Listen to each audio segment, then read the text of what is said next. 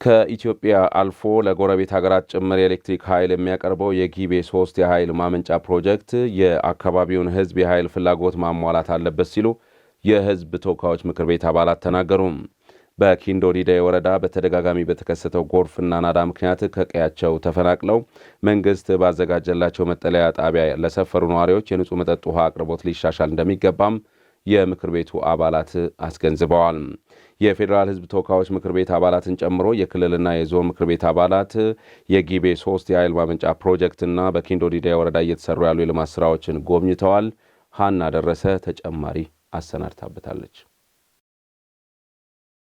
የሕዝብ ተወካዮች ምክር ቤት አባላት ሕዝብንና መንግስትን የሚያገናኙ ድልድይ እንደመሆናቸው በየዓመቱ ወደ ሕዝብ በመውረድ የሕዝብን ትርታ ያዳምጣሉ። ከዚህ ጋር ተያይዞ የፌዴራል የሕዝብ ተወካዮች ምክር ቤት አባላት ከደቡብ ኢትዮጵያ ክልል ምክር ቤትና ከዞኑ የተውጣጡ የሕዝብ ተወካዮች ጋር በመሆን በኪንዶ ዲዳዬ ወረዳ የሚሰሩ የልማት ተግባራትንና የጊቤ 3 የኃይል ማመንጫ ጣቢያን ጎብኝተዋል። የፌዴራል በጀት ስራቸውን የሚያከናውኑ የመንግስት ልማት ድርጅቶች የሚሆኑ ሌሎች ፕሮጀክቶችን በህዝብ ውክልና ስራ የሚታዩ ነው የሚሆኑት። ዛሬ እዚህ የመጣ ነው አንዱ የኢትዮጵያ ኤሌክትሪክ አገልግሎት የኤሌክትሪክ ኃይል አካል የሆነው የዚህ ጊቤ 3 ፕሮጀክት አጠቃላይ ተጠናቆ ወደ ስራ ገብቷል። ግን ስራው ተጠናቋል ተብሎ የሚተው ሳይሆን ለሀገርም ለትውልድም ትልቅ ፕሮጀክት ነውና ይሄ ፕሮጀክት ቀጣይነት ሊኖረው ይገባልና እዚህ ኃይል በማመንጨት ረገድ ወደ 1870 ሜጋዋት አካባቢ የሚያመነጭ ከህዳሴ ግድብ ቀጥሎ ሁለተኛው ትልቁ የሚባለው ነውና የሱን ስራ ማየት የሚሰሩ ሰራተኞችን ቀረብ ብሎ ማየት ማበረታታት ማጠናከርም ተገቢ ስለሆነ የኃይል አቅርቦታችንም ቀደም እንደገለጹ ሰስተናቢሊቲ እንዲኖረው ተከታትሎ የሚሰሩ ስራዎች አሉና በአጠቃላይ የነዛን አፈጻጸም ለአካባቢው ማህበረሰብ የሚሰጧቸው አገልግሎቶችንም እንደዚህ ወርደው ማየት ተገቢና ትክክል ስለሆነ በዚህ አግባብ ነው ወደዚህ የመጣ ነው። የኃይል ማመንጫው በስፍራው ስራውን በአግባቡ እንዲሰራ ያደረገው የአካባቢው ህብረተሰብ ዛሬም ግን ሙሉ ለሙሉ ከጨለማ መውጣት አልቻለም። ለሀገሪቱ ከፍተኛ ጠቀሜታ እየሰጠ ያለው የጊቤ 3 የኃይል ማመንጫ ፕሮጀክት ለአካባቢው ህዝብ ኃይል ተደራሽ ከማድረግ አኳያ መስራት አለበት ተብሏል። ቀሩ ጉዳዮች በተለይ አካባቢው ገጠር ቀበሌዎች መብራት ከማዳረስ አንጻር ክፍተቶች እንዳሉ አይተናል። እነሱም ያስጠኗቸው ጉዳዮች አሉ። ወደ 4 ቀበሌዎችን ያስጠኑበት ሁኔታ ነው ያለው። ሌሎች ጎል ላይ ያሉ ቀበሌዎችም ጥያቄዎች አሏቸው። ይህንን ተቀብሎ የሚፈቱበት ሁኔታ መኖር አለበትና እኛም እንደ ህዝብ ተወካይ ስንመለስ ኢትዮጵያ መብራት ኃይልን ህዝቡ የሚያነሳቸው ጥያቄዎችን እንዲደግፉ እንዲፈቷላቸው ጥያቄዎችን በተደራጀ መንገድ የምናቀርበው ነው የሚሆነው። ግልገል ጊቤ 3 የተገነባው ያ የግልገል ጊቤ 3 ታወር የኃይል ማመንጫ የተሰራበት ቦታ እዚሁ ነው። በዚሁ በኪንዶ ዲዳዬ ወረዳ ላይ ነው። ግን ሆኖም በርካታ የሆኑ ቀበሌያት አሉ። ይህን ቀበሌያት ያንን ቦታቸውን ህዝቡ ዛጋ ያለ ማህበረሰብ አለ የራሱን የግጦሽ መሬትን ለቆ የእርሻ መሬትን ለቆ የተለያዩ ማህበራዊ መሰረቶችን የሚጠቀሙበትን ቦታ ሁሉ ለቆ ነው ያንን ለግድቡ በነፃ ለቆ ነው ግድቡ እንዲሰራ ተደረገው። ነገር ግን ያ ሆኖ ሳለ ግን ያንን ሁሉ ማህበረሰቡ ለቆ በነፃ ለቆ ለዛ ካሳ የሚሆን ነገር ያላገኘበት ሁኔታ አለ። የህዝብን መሰረታዊ ችግር ለማዳመጥ ወደ ታች የወረዱ የህዝብ ተወካዮች አክለው ባለፉት ዓመታት በናዳ ምክንያት ተፈናቅለው መንግስት ባዘጋጀላቸው ቦታ ለሰፈሩ ለኪንዶ ዲዳዬ ነዋሪዎች የንጹህ መጠጥ ውሃ አቅርቦትና የመንገድ ችግር መፈታት እንዳለበትም አመላክተዋል። አንዳንድ ከመንገድ ከመልካም አስተዳደር ችግሮች ጋር ተያይዞ በህዝብ ዘንድ የሚነሱ ነገሮችን ሁሉ መንግስት እየፈታ እየገመገመም እየፈታም የሄደበት አገባብም አለ። ደግሞ ቀሪ ስራዎችም መንግስት ቆጥሮ እንደመሰራም ጭምር ያየናቸው በመስክ ያየናቸው አሉ። የመሬት ናዳ ምክንያት የተፈናቀሉ ህዝብ አለ። ያ ህዝብ ደግሞ የሰፈረበት ከሼላ መቀራ በታች በኩል ወደ ያለ እንትን ላይ የሰፈሩበት ህዝቡ የሰፈረበት ሁኔታ አለ። እሱም በለካ ጣቢያ ላይ የሰፈሩ ህዝብ አለ። ህዝቡ ከሰፈረበት ያኔ ከወጣበት የዛሬ 10 ዓመት በፊት እስካሁን ድረስ የወጣው መንገድ ያው እንዳያችሁት በጣም የተበላሸ ነው። ህዝቡ እዛ ጋር ያለ ህዝብ አለ። 10 ዓመት እዛ ጋር ቆይቷል። የተለያዩ የመንገድ ጥያቄም አለ። አልፎም ደግሞ የንጹህ መጠጥ ውሃ ችግርም ደግሞ ህዝቡ ላይ እየተከሰተ ህዝቡ በጣም እየተቸገረበት ያለበት ሁኔታ አለ። የህዝብ ተወካዮች የወከላቸውን ህዝብ ጥያቄ በመያዝ ጉዳዩ ወደሚመለከታቸው አካላት የማድረስና ምላሹን የመከታተል ስራ በትኩረት እንደሚሰሩ አመላክተዋል። በህዝብ ትራንስፖርት አገልግሎት ዘርፍ ከታሪፍ በላይ የሚያስከፍሉና ትርፍ የሚጭኑ ህገወጥ አሽከርካሪዎችን የመቆጣጠር ስርዓት በተገቢው ሊፈተሽ እንደሚገባ የወላይታ ዞን ዋና አስተዳዳሪ ረዳት ፕሮፌሰር ሳሙኤል ተሰማ አስገነዘቡ።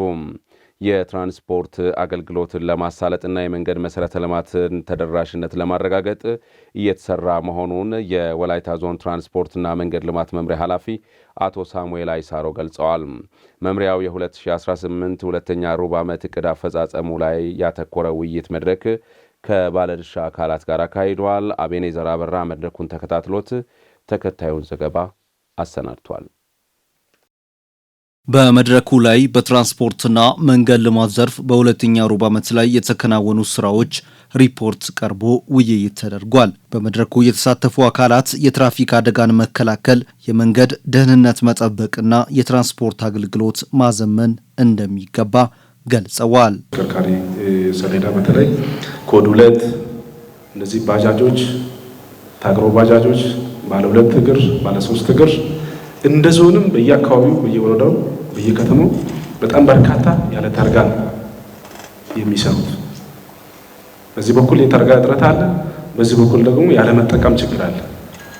ስለዚህ ሲሪየስ ቁጥጥር ካልተደረገ አስቸጋሪ ነው። 7ኛ በር ተብሎ ያው የሚታወቀው ሶዶ ሆቢቻ ዲላ።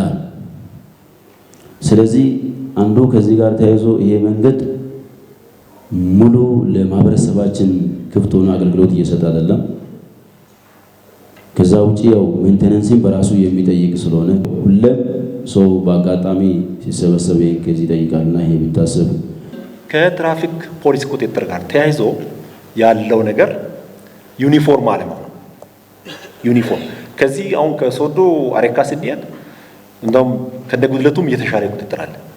ነገር ግን ወረዳዎች ስንሄድ ከአሬካ ወደ ቦምቤ ከቦዲቲ ወደ ሻንቶ በእነዚህ መናሪያዎች የሚገለገል ህብረተሰብ እጅግ በጣም ስቃይ ውስጥ ነው ያለው። የወላይታ ዞን ዋና አስተዳዳሪ ረዳት ፕሮፌሰር ሳሙኤል ተሰማ በትራንስፖርት አገልግሎት ዘርፍ ህዝብን የሚያማርሩ ከታሪፍ በላይ ማስከፈልና ከወንበር በላይ ትርፍ መጫን የመሳሰሉ ህገ ወጥ ተግባራትን የሚፈጽሙ አሽከርካሪዎች አደብ እንዲይዙ የቁጥጥር ስርዓትን ማጠናከር እንደሚያስፈልግ ተናግረዋል። አሁን ህዝባችን ያማረረው ነገር ቢኖር ይሄ ትርፍ ማስከፈል ማለት ነው። ትርፍ ማስከፈል እንደተጠበቀው ነው። ትርፍ የከፈለ ሰው ኖርማሊ በራሱ ወንበር ተቀምጦ አይሄድም። ከመንግስት ታሪፍ በላይ ከፍሏል አንድ ተሳፋሪ፣ በወንበር ግን ተቀምጦ አይሄድም።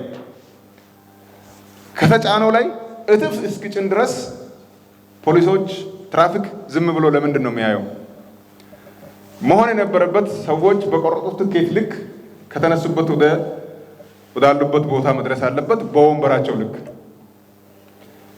ከተባለው ታሪፍ በላይ ከፍሎ ሲያበቃ በላዩ ላይ የሚጫንለት መብት የሌለው ተደርጎ የሚወሰዱ ነገሮች ላይ ጠንከር ያለ እርምጃ ሊወሰድ ይገባል።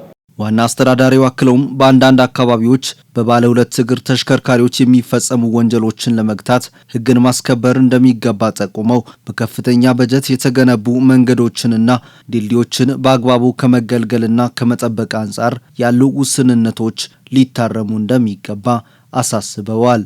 የሚሰሩ መንገድ መሰረተ ልማቶች በጣም በውድ ዋጋ የሚሰሩ አሉ። እነዚህ መንገድ መሰረተ ልማቶችን ከመጠቀም አንጻር ያሉ ጉድለቶችን አርመን መሄድ አለብን። ለምሳሌ ትላንት ከኪንዶ ዲዳይ ወደዚህ ወደ ሶዶ እስኪመጣ ድረስ አጠቃላይ አስፋልት መንገድ ላይ በሙሉ ካዛባ ነው ሰው ያስቀመጠው ማለት ነው። ቡና ሰዓት ላይ ቡና ነው የሚሄደው። የሆነ ነገር ሲደርስ በዛ ሰዓት ነው የሚሆነው። አስፋልት የተሰራው ለእንደነዚህ አይነት ጉዳዮች አይደለም። አስፋልት ላይ ያሰጣናውን እህል መልሰን ስንበላ አስፋልት ውስጥ ያለ ኬሚካል ወደ ሰውነታችን ውስጥ ይገባል። ይሄን ከመከላከል አንጻር ወረዳዎች ዝም ይላሉ፣ ቀበሌ ዝም ይላል። መንገድ ዳር ያሉ የተሰሩ መከላከያዎችን ነቅሎ መውሰድ ዱጉና ፋንጎ ላይ ወደ ሐዋሳ በሚወስደው መንገድ ብትሄዱ ይሄ አሁን ፕሮቴክሽን ተብሎ የተሰራው በሙሉ እየተነቀለ ቆራሪው የተሸጠ ነው። ይሄን ሀብት ከየት ነው የምናመጣው? ትላንት በስንት በአገሪቷ ከፍተኛ ዋጋ ምንዛሬ የመጣው ሀብት በአግባቡ መጠቀም ካልቻልን፣ መጠበቅ ካልቻልን፣ አንዳንድ ግለሰቦች ለቆራሪው የሚሸጡትን እኛ መከላከል ካልቻልን ወዴት ነው የምንሄደው? ይሄ አንዱና የጠቀስኩት ሌሎች አካባቢዎችን ተመሳሳይ ነገር ስላለ ማለት ነው። በህዝብና በመንግስት ቅንጅት የተሳለጠ የትራንስፖርት አገልግሎትና ምቹ የመንገድ መሰረተ ልማት ተደራሽ ለማድረግ እየተሰራ መሆኑን የወላይታ ዞን ትራንስፖርትና መንገድ ልማት አስተዳደር ኃላፊ አቶ ሳሙኤል አይሰሮ ገልጸዋል። መንገዶችን ተደራሽ ለማድረግ በዞናችን በመንግስትና መንግስታዊ ባልሆኑ አካላት እንዲሁም በህብረተሰብ ተሳትፎ በ32 ፕሮጀክቶች ዘንድሮ እንደ እቅድ ይዘን እየሰራ ነው ያለነው። ዞናችን ባሉት ከተማ አስተዳደሮች ሁሉንም አንዴ መድረስ ስለማንችል እንደ እቅድም አሁን የያዝነው ቦዲቲ ከተማ አስተዳደርና አረካ ከተማ አስተዳደር ላይ ይህንን የትራንስፖርት ሲስተሙን የማዘመን ጉዳይ እንደ እቅድ ይዘን እየሰራን ቅድመ ዝግጅት ስራዎችን ኦሬዲ እየጨረስን ያለንበት ሁኔታ አለ። የወላይታ ዞን ፖሊስ አዛዥ ኮማንደር ንጋቱ ጌታቸው በበኩላቸው በአሽከርካሪዎች የሚስተዋሉ ከወንበር በላይ ትርፍ መጫንና ከታሪፍ በላይ የማስከፈል ተግባራትን ለመግታት የሚወሰዱ እርምጃዎች ተጠናክረው እንደሚቀጥሉ ጠቁመዋል። ከታሪፍ በላይም የማስከፈል ሁኔታዎች አሉ። ስለዚህ ከዚህ ጋር ተያይዞ የትራፊክ ፖሊሶቻችንም ከቁጥጥር አንጻር ሰፊ ክፍተት ያለበት፣ የስነ ምግባር ችግር ያለበት፣ እያዩ የሚያሳልፉበት፣ ትኩረት ማድረግ ያለበትን ቦታ ትቶ ሌሎች ትኩረት ባልተደረጉ ሁኔታዎች ላይ የማነጣጠር ሁኔታ አለ። ይሄን ገምግመናል። ትውልዱ ከተረጂነት ተላቆ ምርታማ መሆን ካለበት ለአፈርና ውሃ ጥበቃ ስራ ልዩ ትኩረት ሊሰጥ ይገባል አሉ በወላይታ ሶዶ ከተማ የመንግስት ዋና ተጠሪ ረዳት ፕሮፌሰር ዘገየ ጳውሎስም። በወላይታ ሶዶ ከተማ የዘንድሮ የተቀናጀ የአፈርና ውሃ ጥበቃ ስራን ጨምሮ ሌሎች የግብርና ተኮር ተግባራት ላለፉት 30 ቀናት ሲካሄዱ ቆይተዋል። የከተማ ግብርና መምሪያ የተቀናጀ የተፋሰስ ልማት ስራ ማጠቃለያ መርሃ ግብር በአራዳ ክፍለ ከተማ ቁጦ ሻያምባ ቀበሌ አካሂዷል። መሰዊያ አስቄል በዝርዝር ታስመለክተናለች። ከዚህ በፊት እዚህ ጋር ምንም የለም። ሳርም እንኳን አይበቅልም። ሳር ምግብ ቀርቶ እንኳን ሳር አይበቅልም እዚህ አካባቢ። ግን አሁን አረንጓዴ ለብሶ ውጤትን እያገኘን ያለው ነው። ይሄ በፊት ሲሸረሸር ነበር፣ በጎርፍ ሲወሰድ ነበር አፈሩ። አሁን ግን በዚሁ አይቀርም። ይሄ ምልስ አፈር በኋላ በላዩ ላይ ሳር ይተከልበታል፣ እንዳይሄድ እንዳይሸረሸር ከስር ይሰራበታል፣ አይወስድበትም። ለም አፈር የሚባለው በውሃ ተወስዶ በፊት ይሄ ሜዳ ነበር የሚታየው። አሁን ግን ለብሰው አገጠው በጥሩ ሁኔታ እንዲታይ ብለን በራሳችን ተነሳሽነት ነው። ጥር 20 ቀን 2018 ዓመተ ምህረት በጉሩሞ ለዲሳ ቀበሌ የተጀመረው የዘንድሮ ከተማ አቀፍ የተፋሰስ ልማት ስራ ላለፉት 30 ቀናት ሲሰራ ቆይቶ በአራዳ ክፍለ ከተማ ቁጦ ሻምባ ቀበሌ የመዝጊያ ስነ ስርዓት ተካሂዷል። በመርሃ ግብሩ ላይ የተገኙት የወላይታ ሶዶ ከተማ የመንግስት ዋና ተጠሪ ረዳት ፕሮፌሰር ዘገየ ጳውሎስ ህዝቡን በማስተባበር በርካታ ስራዎች ሲሰሩ መቆየታቸውን ገልጸዋል። ይህን ስራ የአፈርና ውሃ ጥበቃ በተቀናጀ መልክ በመስራት ህዝባችን በማስተባበር ለአየር ንብረት የማይበገር ኢኮኖሚ ለመገንባት ፓርቲያችን ብልጽግና የጀመረውን ኢኒሺቲቭ ከአንድ ወር በፊት ነበር ላውንች ያደረግነው። 30 ቀን በተከታታይ ህዝባችን በማስተባበር ወላይታ ሶዶ ከተማ ላይ ባሉት በ28ቱም ቀበሌያት ላይ በከፍተኛ ሁኔታ እየሰራን ቆይተናል። ረዳት ፕሮፌሰር ዘገየ አክለውም ትውልዱ ከተረጂነት ተላቆ ምርታማ መሆን ካለበት ለአፈርና ውሃ ጥበቃ ስራ ትኩረት ሰጥቶ ሊሰራ ይገባል ብለዋል። ይህ ትውልድ ከምንም በላይ ከተረጂነት ወጥቶ ወደ ምርታማነት መሸጋገር ካለበት ወደ ተምሳሌት ሀገርም ለመድረስ አፈርና ውሃ ጥበቃ ስራ ላይ ሲሪየስሊ መስራት ይጠይቃል። ከምንም በላይ አፈርና ውሃ ጥበቃ የተቀናጀ የተፋሰስ ልማት ስራ የደረቁ የነጠፉ ወንዞች እንዲመለሱ ያደርጋል፣ ሪስቶር እንዲያደርጉ ያደርጋል። አፈር በጎርፍ ተሸርሽሮ እንዳይሄድ ያደርጋል። ለምነት ሪስቶር እንዲያደርግ ያደርጋል። ከዚህ አንጻር የኛ ትውልድ ከምንም በላይ ሁለንተናዊ ብልጽግና ኖሮ ከተረጅነት ወጥቶ ምርታማነት ላይ ተሸጋግሮ ድህነትን ታሪክ ማድረግ አለብን። በዙ ዘርፍ ላይ በልዩ ትኩረት መስራትን መምረጥ አለበት ማለት ነው። በዘንድሮ ዓመት የተፈጥሮ ሀብት ልማት ጥበቃ ስራዎችን ለመስራት በታቀደው ልክ መሰራቱ ተገልጿል። በ28ቱም ቀበሌ ተፋሰስን በህዝብ ንቅናቄ ላውንች አድርገናል። በዚህ መሰረት ለተከታታይ 30 ቀን በቀን 2 ሰዓት ያንዳንዱ የጉልበት ዋጋ ከስትራክቸሮች ጋር በሚጣጣም መልኩ ተለክቶ ለያንዳንዱ ቤተሰብ ለወጣት አደረጃጀት፣ ለአርሶ አደር፣ ለሴቶች፣ ለሃይማኖት ተቋማት፣ ለትምህርት ተቋማት ተሸንሽኖ ተሰጥቶ ሁሉም የራሱን በንቅናቄ ተቀብሎ ለ30 ቀን ሰርቶ በሚያምር ሁኔታ አጠቃላይ እንደ ሶዶ ከተማ ከ6838 ሄክታር መሬት በላይ ለመሸፈን ጥረት ተደርጎ በማጠቃላይ ወደ 98% ስራዎች እንሰርተን ያው አስረክበናል እንደ ከተማ አስተዳደር። የ18 ዓመት ተፋሰስ ከጀመረን ወዲህ ያው በርካታ ሰዎች በአደረጃጀት እየወጡ ናቸው። ሴቶችም ወንድ በአርሶ አደርም በአደረጃጀት እየሰራ ነበረ። 30 ቀን ሙሉ እዚህ አካባቢ በብዛት ሰርቷል። ያው እንደምታዩት በርካታ ተግባራቶች ናቸው እዚህ አካባቢ የተሰሩት በየስትራክቸሮች በየአንዳንዱ በግብርና ዘርፍ ካሉ ተግባራት በፋይናጆ በአፈር ካብ ጥልቅ ትሬንች የማጨረቃ የመሳሰሉት ውሃ ለማስ የሚችሉ በርካታ ተግባራቶች በዚህ በ30 ቀን ተሰርቷል። ኃላፊው አያይዘውም መጪው የበልግ ወቅት በመሆኑ የግብርና ግብዓቶችን ለአርሶ አደሩ የማዳረስ ስራ እየተሰራ መሆኑን ገልጸዋል። እንደ ከተማ ያው ሁሉም 28ቱም ቀበሌ ሰፊ የእርሻ ማሳ ያላቸውና በልግ አዝመራ የሚዘሩ ናቸው 28ቱም። ከዚህ ጋር ተያይዞ ለ28ቱም ቀበሌ ዳፕና ዩሪያ ማዳበሪያ እንዲሁም ምርጥ ዘር 3 አይነት ምርጥ ዘር BH 140 BH 546 እና ሌሙ ዘሮችን ሾኔ ሌሙን ፓዮነር ዝርያዎችን ሌሙና ሾኔ ተብሎ በሁለት ይከፈላል። ፓዮነር እነዛን ያው እንደየስነ ምህዳሩ ተስማሚ በሆኑ አካባቢዎች ስርጭት እያደረግን ነው። በተፋሰስ ልማት ስራ የመዝጊያ መርሃ ግብር የተሻለ አፈጻጸም ላስመዘገቡ ቀበሌያት የማበረታቻ የምስክር ወረቀት ተሰጥቷቸዋል። በመሬት አስተዳደር ዘርፍ የሚስተዋሉ ብልሹ አሰራሮችን ለማረም የመረጃ አያያዝና አስተዳደር ስርዓትን ማዘመን እንደሚገባ የደቡብ ኢትዮጵያ ክልል የመሬት አስተዳደር ቢሮ አስገነዘበ። ቢሮው የመሬት መረጃዎች አያያዝን በማዘመንና ማስፋፊያ በሚደረግበት አካባቢ ጊዜያዊ የባለቤትነት ማረጋገጫ ወረቀት በመስጠት ሌብነትን ለማስቀረት እየሰራ ይገኛል።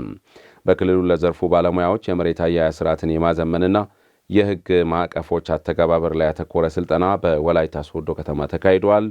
ለአዲሱ ተፈራ ዘገባ ነህሚያ ገነቱ።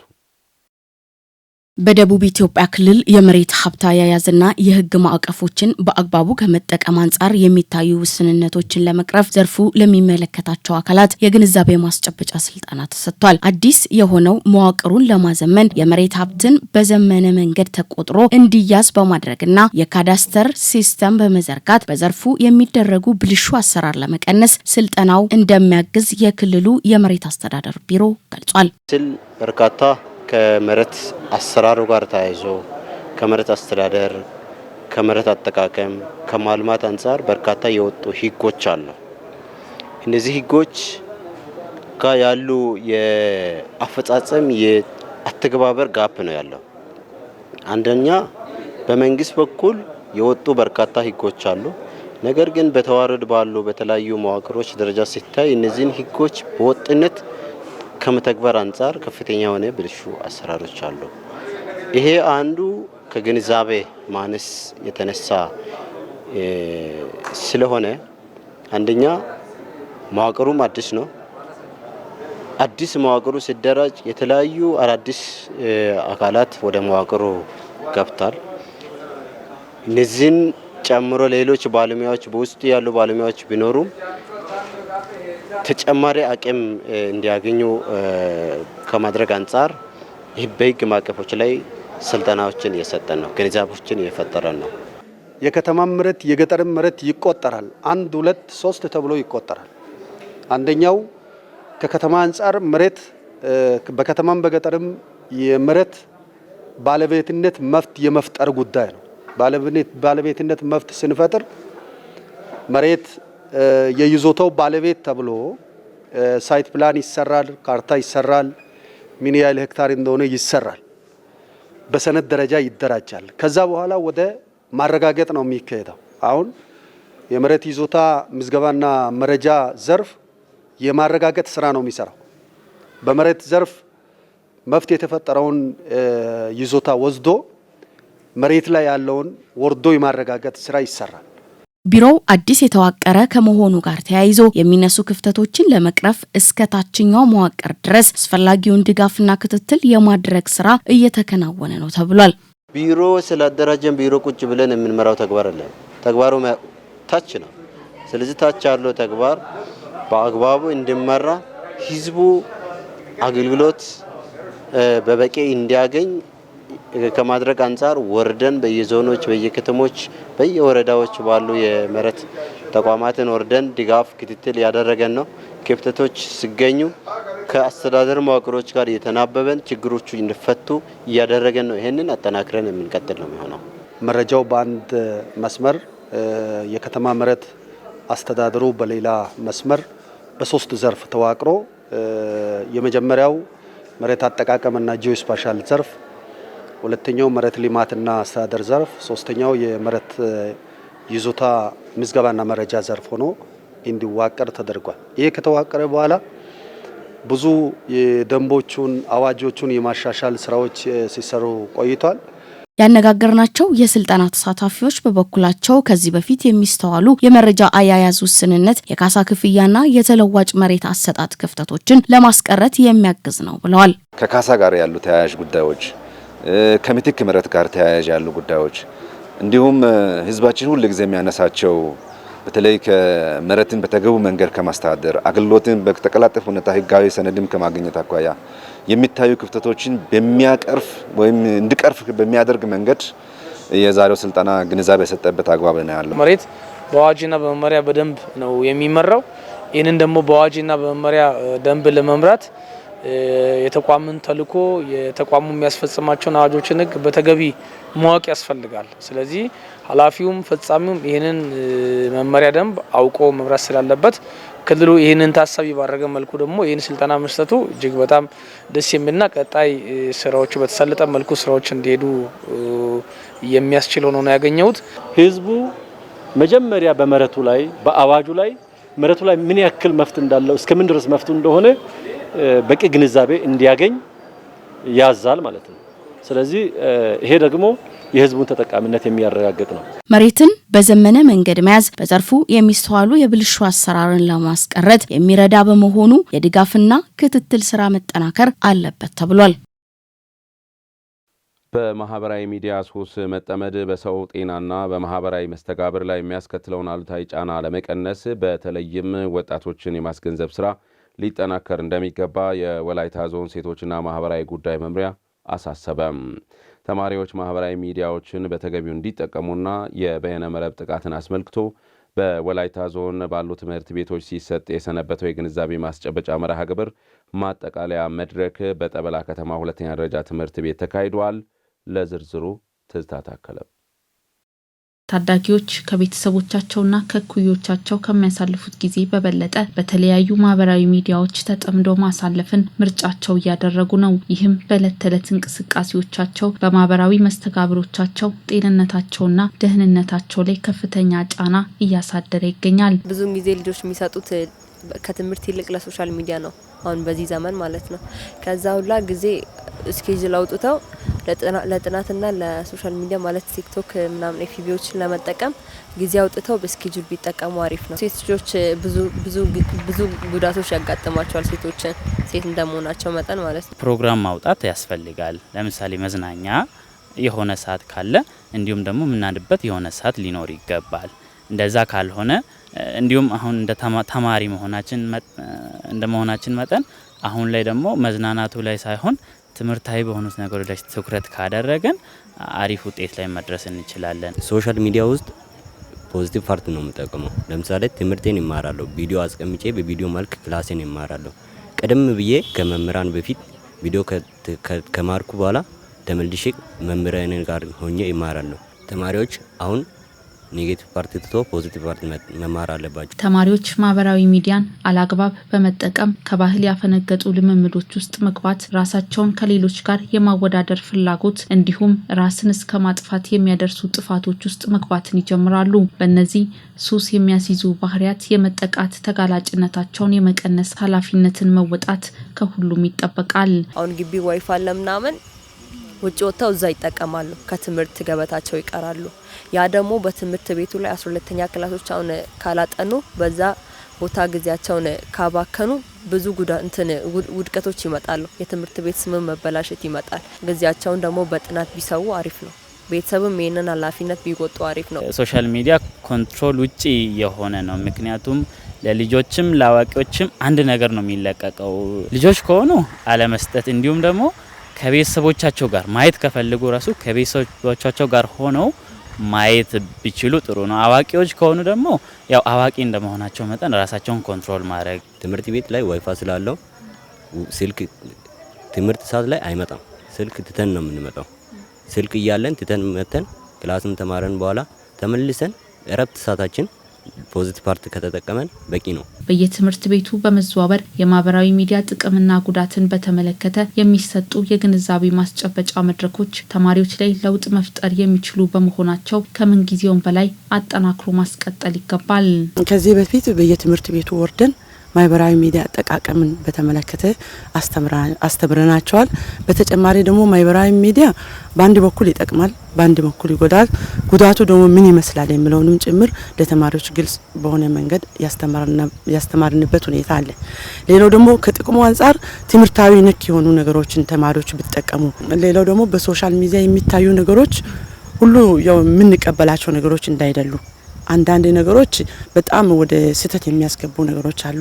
ለቀጣይም ያው አሁን በአጠቃላይ በዞን ደረጃ እንደወረደው አሁንም ተከታትለን በማህበራዊ ሚዲያ አጠቃቀም ዙሪያ እንደገና ተደጋጋሚ ትምህርቶችን ለመስጠት እየተዘጋጀን ነው ያለ ነው። በትምህርት ገበታ ላይ የሚገኙ ታዳጊዎች በተለይ በዲጂታል ዘመን ከቴክኖሎጂ አጠቃቀም ጋር በተያያዘ የሚደርሱ ጉዳቶችን ለመቀነስ ከትምህርት ቤቶች ጋር በቅንጅት እየሰራ የቆየው የወላይታ ዞን ሴቶችና ማህበራዊ ጉዳይ መምሪያ ቀጣይነት ባለው መልኩ የማስቀጠል ውጥን መያዙን አስታውቋል።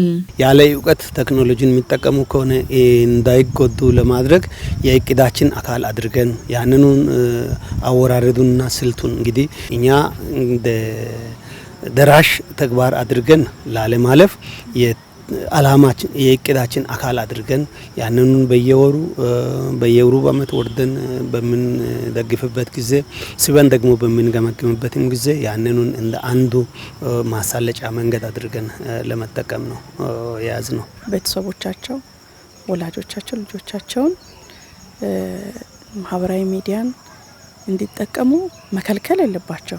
ይሄን አንመክርም። ነገር ግን ሲጠቀሙ ጥንቃቄ በተሞላበት መልክ እንዲሆን እናስገነዝባለን። ልጆችም ደግሞ ከቤተሰቦቻቸው ተደብቀው ባይጠቀሙና የሚጠቀሟቸው ነገሮችን ግልጽ ቢያደርጉ ጥሩ ነው የሚል ሀሳብ አለኝ። ከዛ ባሻገር ጉዳት ደርሶባቸው ሲገኝ ወይም ተጠቂ ሆነው ሲገኙ፣ ሲጎዱ፣ ሲበደሉ ቶሎ ብለው መንግስታዊ የሆኑ ህግ አካላትን ማሳወቅ እንዳለባቸውም እንመክራለን ማለት ነው። ተማሪዎች የማህበራዊ ሚዲያ አሉታዊ ተጽዕኖችን ከመከላከል ባለፈ ሌሎች የህብረተሰብ ክፍሎችን ጭምር ማስተማር ይጠበቅባቸዋልም ተብሏል። ከማህበረሰቡ ዘንድ ያልተቀረፉ ተለምዷዊ አስተሳሰቦችን በማስወገድ በሁሉም ዘርፎች የሴቶችን ተሳትፎና ተጠቃሚነት ለማረጋገጥ እየሰራ እንደሚገኝ የጠረጴዛ ልማት ማህበር ገለጸ።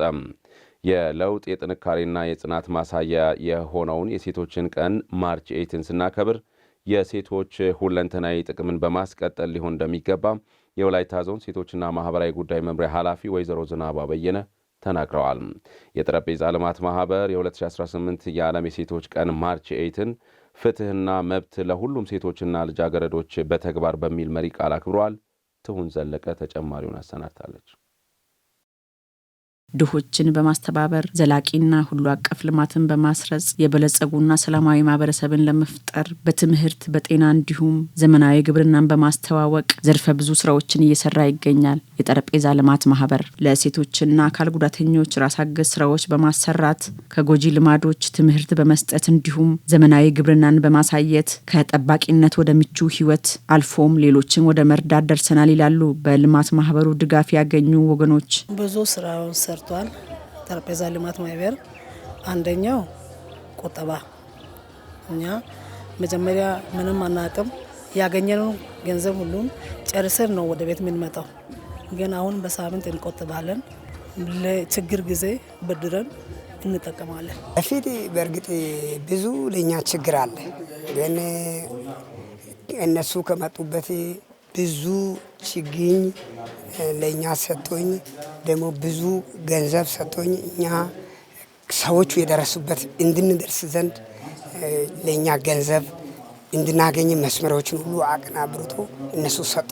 ልማት ማህበሩ ባሉ ፕሮጀክቶች በሙሉ የሴቶችና ልጃገረዶችን ተጠቃሚነት ለማስፋት በግብርና ምርታማነት የተሻለ ውጤት ማስመዝገብ የቻሉ ሴት አርሶ አደሮችን ለመፍጠር እየሰራ እንደሚገኝና በዚህም አመርቂ ውጤት እንደታየ የልማት ማህበሩ የስርዓተ ጾታ አስተባባሪዎች ገልጸዋል። ጠረጴዛ ልማት ማህበር በዋናነት ፕሮሞት እያደረገ ያለው የቅብ እርሻን ነው። ለምን አብዛኛው ሰው ገጠር ላይ ነው ፎከስ አድርጎ እየሰራ ያለው። አብዛኛው ሰው አርሶ አደር ነው። ስለዚህ ሴቷ አርሶ አደር እንደ ወንዱ አርሶ አደር ተጠቃሚ እንድትሆን ግንዛቤን የመፍጠር ስራ በዋናነት የሶፍትዌር ስራ ነው የምንሰራው። አስተሳሰብ ላይ፣ አመለካከት ላይ ለሴቶች የሚሰጠው ቦታ፣ ክብር የማሳተፉ ነገር እየጨመረ እንዲመጣ የሰዎች ግንዛቤ ላይ በጣም እንሰራለን።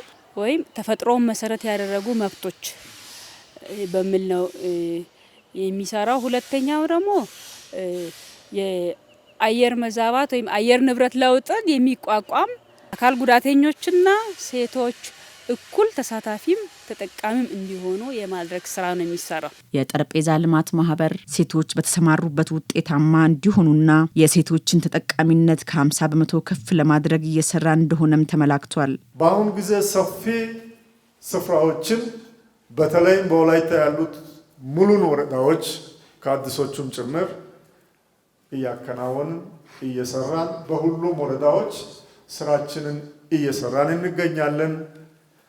ይህ ብቻ ሳይሆን በወላይታ ከምንሰራውም አልፎ እግዚአብሔር የጠረጴዛ ልማት ማህበርን አስፍቶ ከወላይታም አልፎ በተለያዩ ክልሎች መስራት ጀምረናል። ከ50 በላይ ፐርሰንት በተለያዩ ድርጅቶች በተለያዩ የኛ ፕሮግራሞች ላይ ሴቶች ቁጥር ከ50 በላይ ይሁን በሚል ስራዎች እየተሰሩ ይገኛሉ። ይህም ምንድነው? ሴትን በመደገፍ አንድን ሴት በማብቃት ህብረተሰብን ማገልገል፣ ሴትን ማብቃት፣ ሴትን ማደራጀት፣ ሴትን ማጠናከር ህብረተሰብን ማጠናከር መሆኑን መንግስትም ሴትን ማስተማር አገርን ማስተማር እንደሚል የጠረጴዛ ልማት ማህበርም ይህንን ተግባር እያከናወነ ይገኛል። ልማት ማህበሩ መንግስት ባልደረሰባቸው እንዲሁም ከመንግስት ጎን በመቆም ዘርፈ ብዙ የልማት ስራዎችን እየሰራ እንደሚገኝ የገለጹት ደግሞ የወላይታ ዞን ሴቶችና ማህበራዊ ጉዳይ መምሪያ ኃላፊ ወይዘሮ ዝናቧ በየነ ናቸው።